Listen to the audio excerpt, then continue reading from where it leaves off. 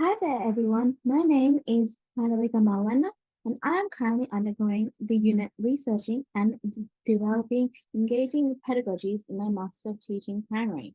And without further delay, welcome to my research proposal. This is the following content that is going to be looked at more closely and further in this action research proposal.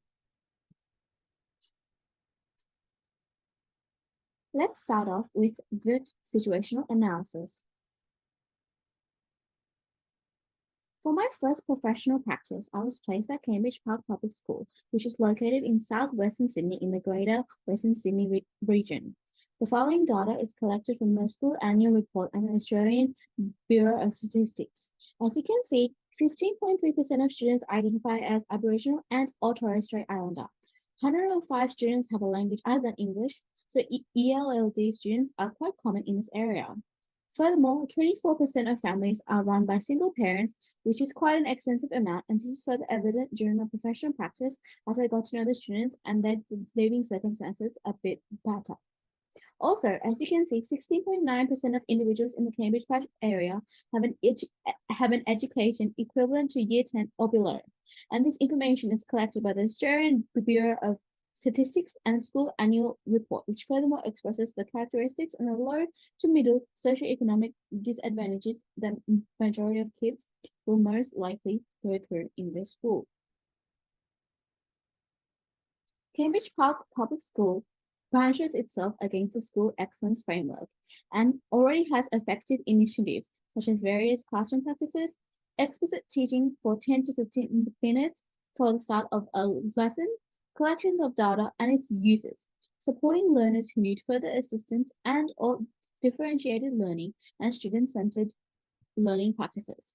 This school has also aims for future decisions such as increase of well-being processes and measures enhance professional learning opportunities such as SDI meetings, strategic decision meetings, and sustaining and growing in the areas of literacy and numeracy and everything they need to adapt and implement to increase growth in those areas of students.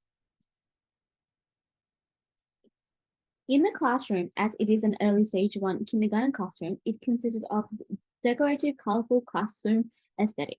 Furthermore, students were structured in a play-based seating structure. Henceforth, there were not enough seats in the classroom, as students were encouraged to be inquisitive through play. So there were many various forms of seating, such as cushions, reading corners, and take 5 corner. Technology and ICT resources such as iPads and laptops are always available for use. Henceforth, in this particular classroom, students learn through some guided and explicit teaching. However, self-learning, curiosity, and inquisitiveness is more so a suggestive element within the classroom. Moreover, the teachers in Cambridge Park Public School, in specific, my mentor teacher expressed quality and reflective teaching skills through detailed organization of teaching resources, commitment, and passion for her academic, emotional, and social well-being of her students. The teachers teach in an inquiry-based learning and project-based learning structure with regular ICT use in their learning resources. They also try to differentiate through inclusivity of varied learning abilities. Most students excelled in numeracy, for example, numbers, shapes, and fractions. Class participation is a major aspect of an area that students excelled at. Furthermore, integration and engagement with ICT is quite effective and a regular form of educational resource. Students have also been positively influenced, especially in early stage 1, to express their understanding of a concept and or a topic learned through the KLA of art in either the form of painting and drawing. Furthermore, the school has particular reward systems. One is called Hojo points, in which you give points for students for making green choices and decrease Hojo points if they do red choices. And the students who have the most points at the end of the week get a prize. Students were also given checking cards if they did something well and can add them to their house points that they are assigned to. Moreover, the students need assistance for problem-solving strategies and need further guidance to provide reasoning for answers that they come up with. Additionally, as engagement is sound most of the time, some students need that extra further guidance in engaging during explicit teaching without any disturbance. We are now going to move on to the research focus and rationale. The issues that was more so as evident as a lack of was the aspect of creativity. Students almost always had to be pushed or even given this suggestion to be creative and think out of the box. Creativity within the classroom was never self driven, and even the students who did try struggled to make it a regular habit. Furthermore, there was a lack of reasoning, less problem solving skills, and decreased critical thinking, which therefore decreased their opportunity to develop higher order thinking skills, which would assist them to get the right skills so they can use when they move up the years in school. All these issues led me to my research question. How can I influence students to embrace creativity within the classroom as a strategy to increase their critical thinking and problem solving skills through the use of the concept of creative classrooms? As I have decided to implement creative classrooms to promote engagement and high order thinking skills, according to Bun's 2013, it involves deep explanation of meaningful content and encourages imaginative and creative expression of learning. Creative Classroom aligns with the ME framework promoting various forms of engagement. Creative Classrooms, as described by Mun's 2013 and Craft 2016, engage students extensively through intriguing learning programs and enjoyable activities. Craft emphasizes that allowing students to express themselves enhances learning, fosters creative problem solving, and encouraging thinking outside the box. This boosts student self efficacy and overall engagement. How does Creative Classrooms benefit teachers? As Craft 2016 expresses, becoming learner inclusive and reflecting the individual learning experience of a child can actually assist teachers to understand how to better adapt the classroom, the lessons, or even the social environment within the classroom in a creative and inclusive manner in order to better increase student efficacy and engagement. Supporting Craft's theory, Sawyer 2013 also says that being creative in the classroom can actually assist to open up the mind for more specific and analytical, divergent thinking style, which can further assist educators to being creative through their own pedagogical style within the classroom. However, it has to be stated that there are some specific aspects that is still unclear in relation to creative classrooms, such as the relation between creative classrooms and summative assessments, and ways in which teachers can learn and benefit or practice their creative skills either from professional learning or other strategic methods. We have now come up to my learning experiences. The following 3 slides will showcase them. Please take your own time and pause this video to look at it more closely.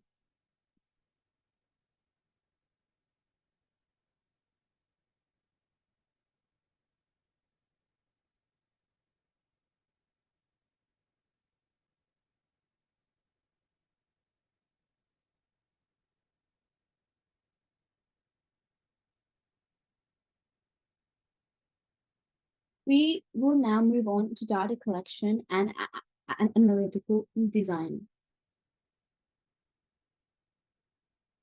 My first strategy of data collections comes down to observation. I will watch students during the various activities, record details in a journal, and note their attitudes and behaviors. This will happen during guided work, independent work, and play breaks, both from the front of the room and while moving around the classroom to interact and assist as needed. In an early stage 1 classroom, work samples for data collection will consist of completed masters or independent activity samples, guided group activity samples, and photos and videos of children working on their engagement in specific activities. These work samples will be collected during all 3 learning experiences. If students are using iPads or similar devices, I will capture their work either by taking screenshots and emailing them to myself or by photographing the work on my phone to be included in the data collection. In terms of communication, I will engage in conversations with students during different activities to assess their understanding and retention of lesson content. These discussions will focus on what the students are doing, what they've learned, and their ability to explain key points and any related topic discussions. This assists me to further understand how well students comprehend and absorb the lesson material. At the end of each lesson, I will conduct student and class reflections and feedback sessions of the specific learning experience. Furthermore, Mun's and Woodward's real framework style questions will be asked. As this is early stage 1, it is a real factor that most students will not be able to answer or comprehend the question fully. However, persistence and further elaboration of the question is necessary. Reflections and feedbacks will be asked at the end of the lesson or at the end of the entire day before the children head off home. Some examples of questions I will be asking is shown on the current slide. This presentation now will turn to the affordances and limitations of the 4 types of data collection and analysis methods. Observations afford quick recognition of changes in behavior, attitude, and engagement within a short time frame. However, it can disrupt students during the lesson activities. Work samples afford to capture various media forms to showcase students' understanding, but may not fully reflect their learning processes. Communication allows for strong verbal feedback and conversation, but can feel forced if students are unwilling to speak. Students and class reflections promote self-assessment but may be resulted in incomplete or decreased communication and participation. Data analysis involves evaluating collected data using syllabus outcomes, class rubrics, and engagement levels, cognitive, affective, and operative, to assess students' alignment with the school's learning goals. To gain deeper insights into engagement, I will refer to specific student notes, observation records, work samples, photos, videos, and student feedback and reflections for further analysis. So how would we measure student engagement? Collected data will be analyzed using the AME framework and categorized in cognitive, affective, and operative engagement. Specific markers such as active participation, self-reflection, self-assessment, and real-world language comprehension will be used to assess student engagement. To ensure a clear and unbiased perspective when analyzing students, it's essential to evaluate the teacher's actions as well during data collection, student observation, and engagement. This involves categorizing and checking up actions like offering extra support, fostering discussions both inside and outside the classroom. For a detailed breakdown, please refer to the provided current slide at your own convenience.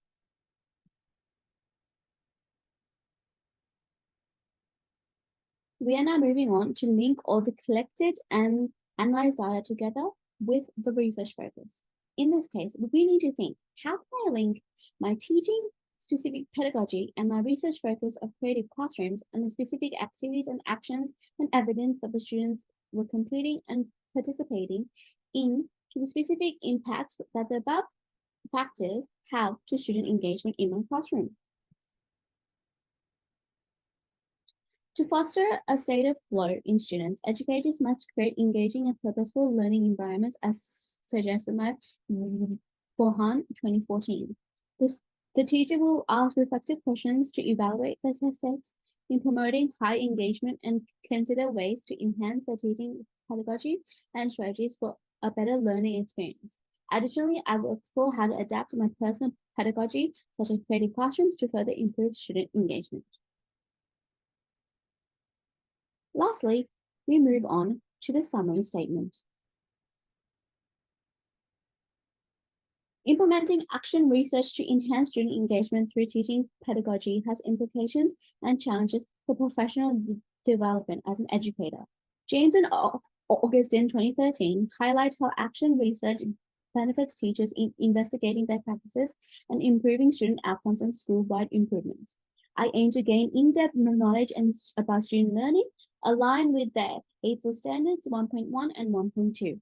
I'm committed to researching and employing effective teaching strategies tailored to students' needs, emphasizing AITSL standard 2.1. The goal is to differentiate lessons, enhance inclusivity, which aligns to AITSL standard 1.5, and aid students that are reluctant to ask for help.